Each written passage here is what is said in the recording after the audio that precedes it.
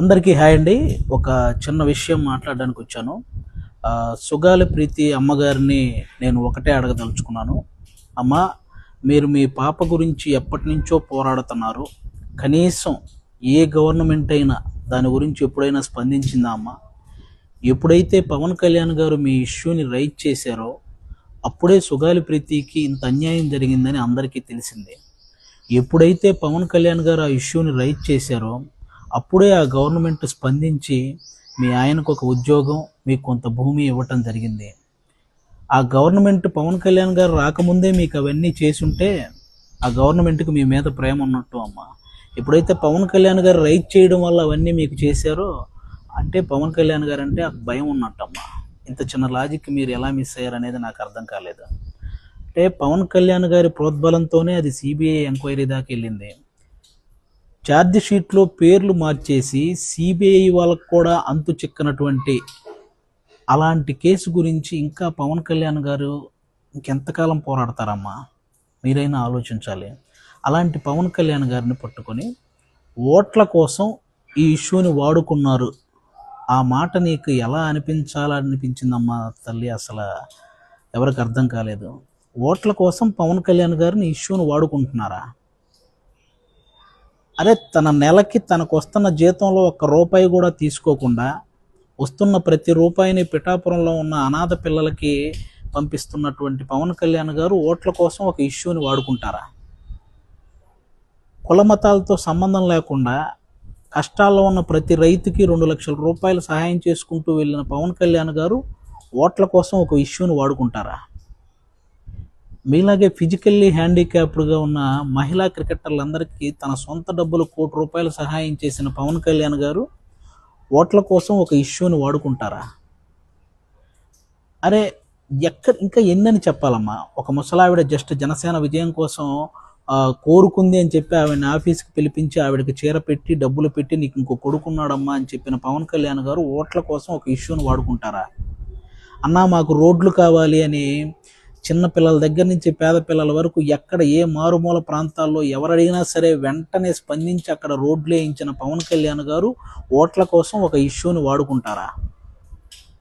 తిరగడానికి fan, వెలగడానికి bulb ఉంటుందని తెలియని మన్యం ప్రాంతంలో ఒక బల్బు, అలాగే వాళ్ళ జీవితాల్లో వెలుగునించి వాళ్ళకి నడవడానికి చెప్పులు, తిరగడానికి రోడ్లు వేయించిన పవన్ కళ్యాణ్ గారు ఒక ఇష్యూని ఓట్ల కోసం వాడుకుంటారా? అమ్మా, ఓట్ల కోసం ఇష్యూని వాడుకునే వాళ్ళు సంపాదించుకుంటారు కానీ ఇలా సహాయం చేయరమ్మా. మీరు ఇది ఒక్కటి గుర్తుపెట్టుకోవాలి. ఆ మాట మీరు ఎందుకు అన్నారో తెలియదు. పాలు పోసిన వ్యక్తినే కాటేసే మనస్తత్వం మీకు ఎలా వచ్చిందనేది నాకు ఇప్పటికీ అర్థం కావట్లేదు. ఒక్కసారి దయించి మీరు పవన్ కళ్యాణ్ గారు కాకుండా ఈ ఇష్యూని మీరు కోరుకున్న విధంగా ఎవరైనా నిజంగా న్యాయం చేయగలిగితే, నా జీవితంలో జనసేన గురించి మాట్లాడినమ్మా, మీరు పక్కన వాళ్ళ మాటలు విని పవన్ కళ్యాణ్ గారిని విమర్శించడం ఆపేస్తే బెటర్ అని నా ఫీలింగ్ అమ్మా. అలాగే నెక్స్ట్ ప్రొఫెసర్ నాగేశ్వరరావు గారు, ఏమండి, అమిత్ షా గారితో పవన్ కళ్యాణ్ గారు ఇలా అన్నారు అని మీరు తప్పు మాట్లాడినప్పుడు ఈయన డబ్బులు తీసుకునే ఇలా అన్నాడు అని జన సైనికులు అనడంలో తప్పే ఉందండి. అయినా ఇది రేడియో కాలం కాదండి. మీరు ఏదైనా చెప్తే అది వినుకుంటూ మేమేం మాట్లాడకుండా కొట్టుకుంటూ వెళ్ళడానికి సోషల్ మీడియా కాలం. కంపల్సరీ మీరు విశ్లేషిస్తే దాని మీద విశ్లేషించడానికి అందరూ రెడీగా ఉంటారండి. కాబట్టి ఈ విశ్లేషణ అనేది మీరు కూడా, అది తప్పు అవడం వల్లే కదా మీరు మీ మాటలను విత్డ్రా చేసుకున్నారు. మరి తప్పు చేసిన తర్వాత కూడా మళ్ళీ ఇంకా డిబేట్లు, డిస్కషన్లు ఏంటండి? పవన్ కళ్యాణ్ గారి విషయంలో మీరు మాట్లాడింది తప్పు, మ్యాటర్ ఓవర్. మీరు తప్పు చేసినా కూడా ఆయన అంటే నాకు ఇంకా గౌరవం ఉంది అని అన్న పవన్ కళ్యాణ్ గారు గొప్ప వాళ్ళ, తప్పు చేసి కూడా ఇంకా పవన్ కళ్యాణ్ గారి మీద అందరినీ కూర్చోబెట్టి తిట్టిస్తున్న మీరు గొప్ప వాళ్ళ? ఒకసారి ఆలోచించండి. ఎందుకంటే ఆ వ్యక్తిని విమర్శించినప్పుడు, లేకపోతే ఆ వ్యక్తి గురించి తప్పుగా మాట్లాడినప్పుడు ఆయన అభిమానించిన వాళ్ళు ఆటోమేటిక్గా రియాక్ట్ అవుతారు. అందరినీ ఆపలేం కదా, అందరూ ఆయనలాగా ఉండరు కదా. కాబట్టి ఇది ఒకసారి మీరు ఆలోచించాలని మనస్ఫూర్తిగా కోరుకుంటున్నాను.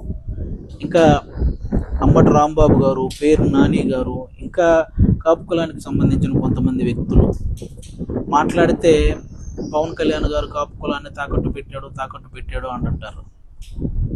అయ్యా, ఇన్నేళ్ల రాజకీయ చరిత్రలో కాపు కులం నుంచి పవన్ కళ్యాణ్ గారి లాంటి స్థాయికి ఎదిగిన వ్యక్తి ఒక్కరైనా ఉన్నారా? ఈరోజు ఆంధ్రప్రదేశ్ని చంద్రబాబు నాయుడు గారితో పాటు ఈక్వల్గా పరిపాలిస్తున్న పవన్ కళ్యాణ్ గారు అంటే కాపు కులాన్ని తాకట్టు పెట్టినట్ట, కాపు కులాన్ని నిలబెట్టినట్ట? అయినా దేశాన్ని గురించి పాటుపడుతున్న వ్యక్తికి ఒక కులాన్ని అంటగట్టడం ఎంతవరకు కరెక్టు? అసలు కులానికో మతానికో అలా అలా ఆ పిచ్చి ఉన్న వ్యక్తి అతను. అందరినీ సమానంగా చూసే వ్యక్తి, అన్ని కులాలని అన్ని మతాలని తన వెంట నడపాలనే వ్యక్తి. ఆయన సనాతన ధర్మం అనేది హిందూ ధర్మాన్ని ప్రేమిస్తున్నట్టు, ఇతర ధర్మాలని గౌరవిస్తున్నట్టు, అంతేగాని ఓన్లీ హిందువుల్ని వెనకేసుకొస్తున్నట్టు కాదు. ఆయన చుట్టూ ఎంతమంది క్రైస్తవ మతానికి చెందిన వాళ్ళు, ఎంతమంది ముస్లిం మతానికి చెందిన వాళ్ళు ఉంటారో నాకు తెలుసు. వాళ్ళందరికీ ఆయన ఎంత వాల్యూ ఇస్తాడో నాకు తెలుసు. వాళ్ళందరినీ ఎంత ఎంకరేజ్ చేస్తాడో. ఇలా కుల మతాల భేదాలు చూసుకుంటే ఇంతమందికి సహాయం చేయగలుగుతాడా అండి? ఆయన చెప్పే దాంట్లో అర్థాన్ని వెతకాలి, కానీ ఇలా ప్రతి దాంట్లో అర్ధరహితంగా మాట్లాడి ఆయన్ని విమర్శించాలనుకుంటున్న ప్రతి ఒక్కరూ కూడా ఇవి మానుకోవాలి. ఎందుకంటే మీ ఇష్యూ హైలైట్ అవ్వడానికి, లేకపోతే మీరు హైలైట్ అవ్వడానికి పవన్ కళ్యాణ్ గారిని సాఫ్ట్ టార్గెట్ చేస్తున్న ప్రతి ఒక్కరికి ఒకటే చెప్పదలుచుకున్నాను, ఇలాంటివి చేస్తే కనీసం మీ ఇంట్లో వాళ్ళు కూడా మిమ్మల్ని అసహించుకుంటారు.